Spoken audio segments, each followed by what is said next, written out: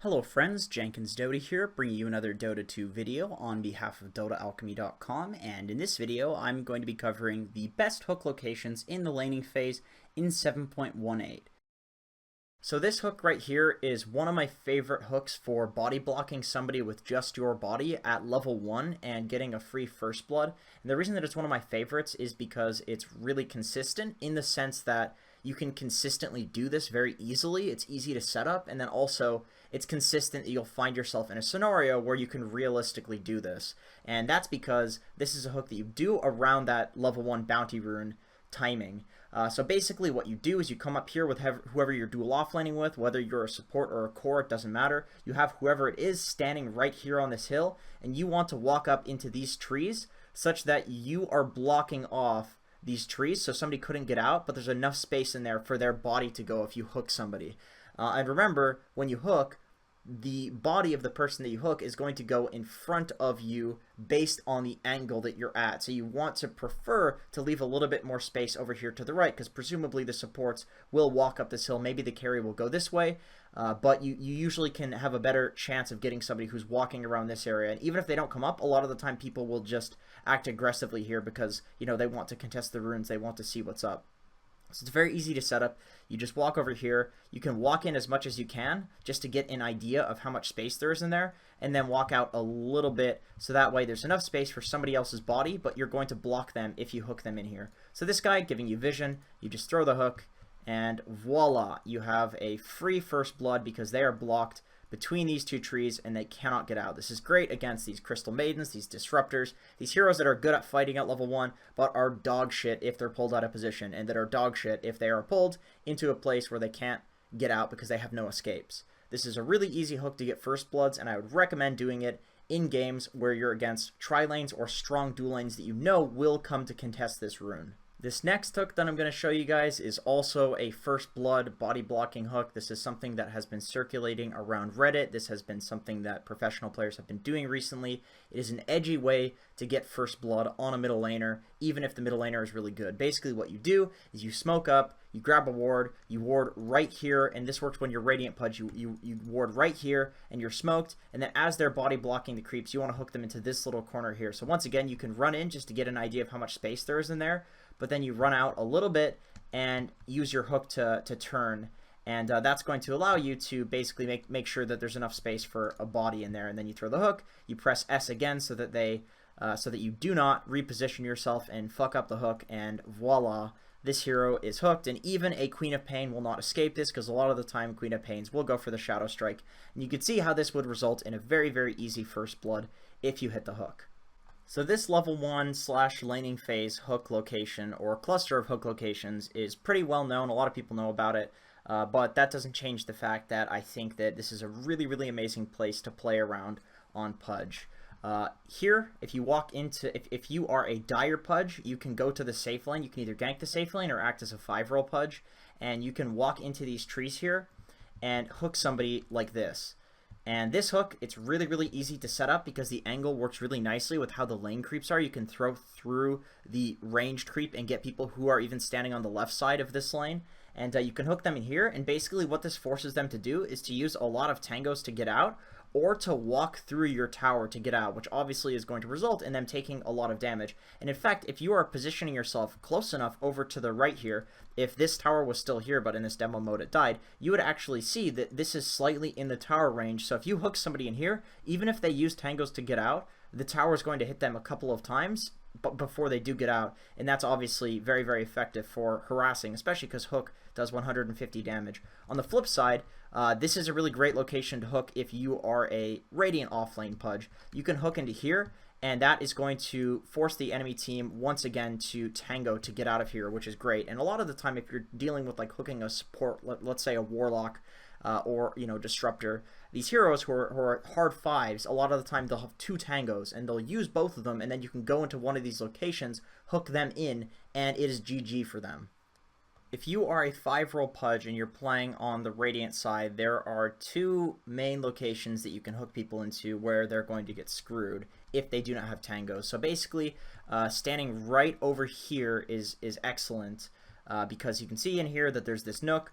Basically, if there's a nook anywhere, or if there's two trees anywhere with a little bit of space in them, you can use that. All you need to do is walk in, make sure that there's enough space for you. So I walked in, I checked, okay, yep, there's enough space for me, and then I walk out a little bit and then turn around so that there's just enough space for one body in there. And if I hook this guy, he has to use a tango to get out. And the great thing about this hook location, albeit it is greedy because I'm putting myself on this side of the trees against a potential dual offlane. If this guy does not have a tango, he's actually getting hit by the tower and he's stuck. So this is really, really good in those scenarios where you know that they can't escape. And then there's the very obvious hook location of just sitting in your tower like this and hooking somebody in here, because this is, you know, going to be in tower range and they have to walk through the tower. Sure, they can get out this way and they're not stuck, but this is a way safer location than hooking somebody into here. So it just depends on how you're feeling in the game, if you can be greedy or if you feel like you need to be a little bit safer.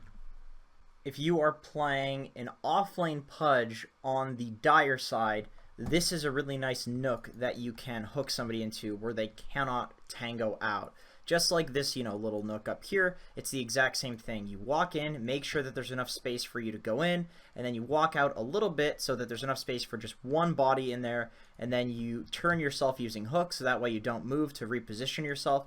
You hook somebody in there, press S as the hook is flying, and now they need to tango to get out, or they are basically screwed. And forcing those tangos is really effective, obviously, especially because you are the one that is doing a lot of harass damage with that hook. But a lot of the time, somebody will use all their tangos, and you can hook them into one of these locations. If one of these locations is gone because there is somebody with a quelling blade or they're tangoing them, make sure to just look for little nooks around. Like, you can kind of get, you know, you can kind of body block people a little bit. Like, if I walk down here, maybe I can get somebody in here. There's no point in not trying for it if you're trying to hook somebody anyway. This next hook location is basically the mirror image of this one over here that we talked about, except on the Dire side. So if you're playing a Dire side Pudge in the offlane, you can just stand on this cliff over here. I'm sure you've seen this one a lot. This is a very common hook position. And if the enemy team has a strong tri-lane or just a dual lane that's really strong, in particular, if you notice that the enemy team is not contesting this rune up here for you, and this is in your safe lane just gets a free rune, then you know that it's very likely they're going to try to get these two runes. So this is when you would want to set up for this. And all you do is you stand on this cliff over here, you hook somebody, and then as you're hooking, you want to walk over and block this tree. Or you can just hook from that tree location. The only thing is the tree blocks vision, so you don't get vision. And it's very easy to walk to that tree. And you can see that the Queen of Pain cannot get out of here. Nobody can really get out of here, but there is enough space on this little area for two heroes. So if you try to body block here, for example, the Queen of Pain can very easily escape, and obviously so can any other hero. So you want to run to this tree and use this tree to assist you in that body blocking. A lot of the time with this hook location, people will tango out, and they'll still end up dying just because it's a lot of time that it takes to traverse all of this terrain. So this next hook is pretty broken, simply because it will allow you to secure this rune, and in the context in which you would be using this hook, that is very, very good because you will be a safe lane supporting Pudge, a 5 most likely, and in the current meta, dual offlanes are usually very, very strong, so this can allow you to either get a kill as they're going for the bounty rune, or to get a kill as they're setting up to go for that bounty rune eventually. And since it's a dual offlane scenario, usually if this dual offlane is contesting this rune, your dual offlane is contesting this rune, and a lot of the time you can actually get this rune, resulting in 3 runes, which is very, very effective for winning. So basically what you want to do is you want to have your carry stand right here, which will give vision of this area down here, and you'll be able to see the enemy offlaners setting up for this rune or going for the rune. You want to walk to the very end here of this little piece of land, and one thing that's very important to note is this tree is a hell of a lot bigger than it looks. So basically you can catch people in this nook here. You do the exact same process as before, where you walk in to see if there's space, and then you walk out with trying to make sure that you're more to the left. But I can go a little bit to the right there, maybe a little bit more to the left, and then I turn using my hook so I don't move myself out of position. Remember, favoring the left because this tree is a lot bigger than it looks. Hook the guy and press S, and voila, he is stuck.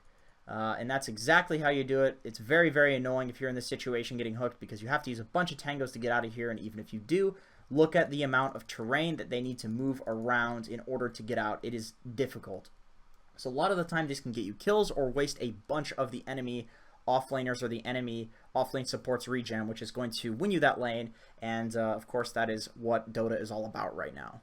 One general shout out that I want to make right at the end here is just the whole concept of hooking people into your tower. With this hook being so long at level 1, this is 100% something that you want to abuse.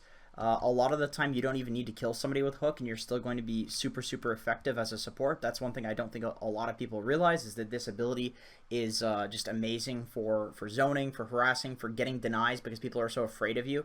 So basically what you want to do is just stand in your tower as much as possible when you're laning, and it doesn't even matter if you are going to kill somebody or not. You just want to stay at a vision and stand in your tower. And like, I could throw a hook like this, for example. If I hook a guy in, he might die, but the worst case scenario is that he takes that hook damage, which is really, really bad. It instills some fear in him, which is very good for us, and then he takes hits from the tower as he's running away. So even if the enemy team has really, really good trading capabilities, nobody can trade with that amount of damage, and that is precisely why Pudge is so broken right now. Use that length as a mechanism to get damage. That is why this hero has been so good with this current buff that he received, where the hook is so long at level 1. You can actually use to get damage, because you can hook people into towers at levels you otherwise could not before, and that is absolutely broken in the early game. So definitely abuse that.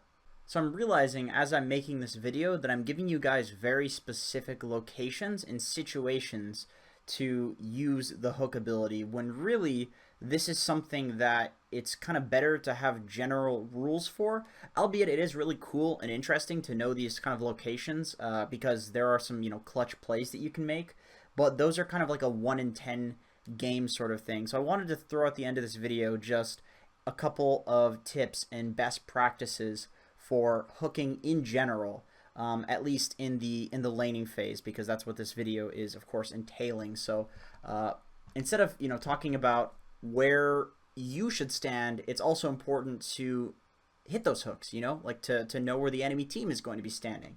And obviously, hook, it's very, very slow now since they nerfed it, that that one patch, and as a result you need to be better at kind of predicting where people are going to be very easily hookable. So one thing that I do want to say is that there are kind of better situations to look at where the enemy team is standing rather than you being in a particular location. Like, for instance, in this nook over here, you want to pay attention to them going into nooks, them going into choke points. For example, if you're on the middle lane and the enemy hero sees you and they start running into these trees here, that is a very, very easy hook, because either they need to walk back out this way, which they'll get hooked to try to avoid the hook, or they need to walk in this way more. So if you throw the hook such that it's just covering this entire area right here, no matter what they do, you're going to hit them. So basically what's going to happen is a good player is going to be walking back and forth right here, and you can keep stuttering the hook like that and screwing with somebody, and then eventually they'll give up and they'll go. Or you can predict, if they keep stuttering, predict which way they're going to stutter, because they keep doing it, so you can kind of recognize a pattern. So basically, these trees here, this is a really, really good location to focus on hooking them rather than you being in a location and throwing a hook from there.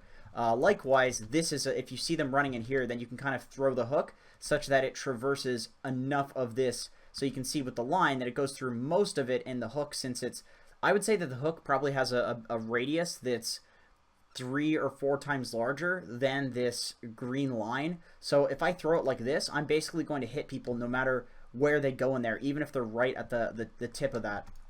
So look for choke points. So if somebody is going for the rune and they're walking up this hill, you can once again do the stuttering thing, and a lot of the time you can either catch up to them or predict them and land the hook. And one of the worst things that you can do is to throw the hook immediately, because a lot of the time if you throw the hook, obviously they have no reason to be afraid of you anymore, and they just go. And a lot of the time you can kill them without actually even throwing a hook, because they're so afraid of the hook that you just walk right up to them and then get them and then throw a point blank hook, and it is so much more considerably easy to play Pudge like that. One other thing that I do want to mention here is that a lot of the time you just want to hook people a distance that's far from their tower. So if you can hook somebody across the river, that's excellent. If you can hook somebody from the middle lane to right over here, that's excellent. Literally putting them out of position from where they want to be, that is perfectly fine for a hook. Even if it doesn't kill them, you're going to cause a lot of damage onto them. But one thing you really want to pay attention to is how they react when you're pump faking a hook. If you start pump faking a hook and then they start running back and forth, so let's say I'm pump faking the hook here and this Queen of Pain starts going like this, I know there's vision here, so what am I going to do? You know, maybe I'll go for the hook if I'm feeling really clutch or if I have setup, but what I'll likely do is I'll walk around here and I will throw from here. And if the Queen of Pain still is walking back and forth, then I know that there's a ward precisely in this location because she saw me over here and she saw me over here, so that means the ward has to be right there because I know the ward vision is that size, and it's very, very easy. I can just deward and then I can sit here across the river, try to hook her out of position knowing where the ward was and having dewarded it. So basically paying attention to vision using that pump faking trick is very important, as well as hooking people when they're going to walk into a choke point, or if they're going for a last hit. You basically just want to look for a pattern, and that's going to allow you to hit people in the laning phase. Basically those choke points, if they're going for runes, if they're avoiding a gank, or if they are, you know, going for a last hit, anything where you know they're going to be standing still. You don't want to just throw the hook because that's going to result in you not being a fear factor on the map. Anyway, that's it for this video, guys. Thank you so much for watching. I do appreciate it, and I hope to see you guys in another video.